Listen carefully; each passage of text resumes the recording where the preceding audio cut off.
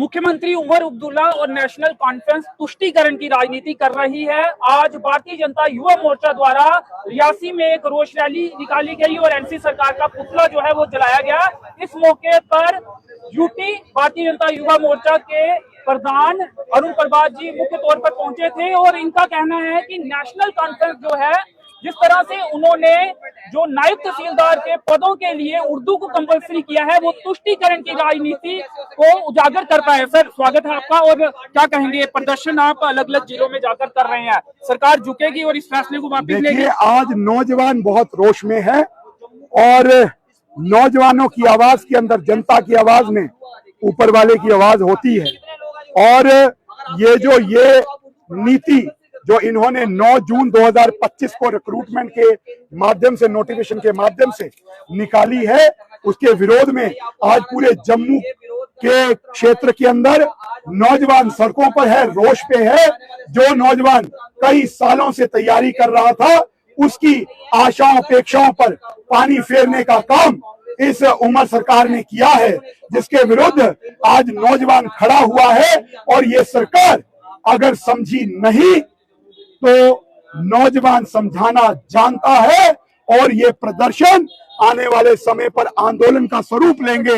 अगर समय रहते इस नोटिफिकेशन में उर्दू को कैंसिल और उर्दू को बाहर नहीं किया गया और इक्वल अपॉर्चुनिटी टू ऑल, जो हमारा संविधान का जो हमको मुख्य और मूल जो भाव है, जो हमको मूल अधिकार देता है, अगर उसको स्थापित नहीं किया गया तो आने वाले समय पर उमर सरकार तैयार रहे इस आंदोलन को फेस करने के लिए, क्योंकि झुकना तो उसको नौजवानों के सामने उस समय भी पड़ेगा। अब आपकी मांग क्या है? 5 ऑफिशियल लैंग्वेज आप कह रहे हैं, तो किसे कंपल्सरी किया जाए, किन किन लैंग्वेज? हमने कहा सबको इक्वल अपॉर्चुनिटी मिलनी चाहिए।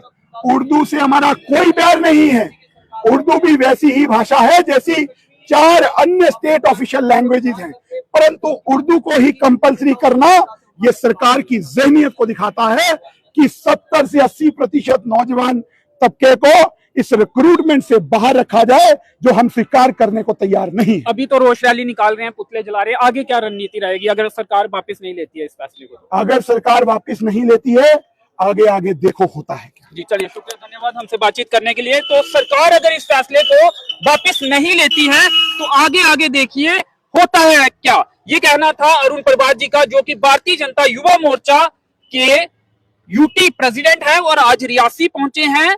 क्यों पहुंचे हैं और क्यों प्रदर्शन उनके द्वारा किया गया? क्योंकि एनसी सरकार का जो नायब तहसीलदार की रिक्रूटमेंट है, उसमें उर्दू को कंपल्सरी किए जाने के फैसले के खिलाफ आज भारतीय जनता युवा मोर्चा द्वारा रियासी में रोष रैली निकाली गई। सरकार का पुतला जो है वो जलाया गया है और ये तस्वीरें आप उस स्थल की इस समय देख रहे हैं। बीजे प्रमोद जी भी हमारे साथ है। बीजे जी, क्या कहेंगे? क्या लगता है आपको सरकार झुकेगी? और इस बिल्कुल झुकेगी और सरकार को झुकना पड़ेगा। इस प्रकार का भेदभाव पिछले कई दशकों से चल रहा है, जो 2019 में मोदी सरकार आने के बाद नहीं चलेगा।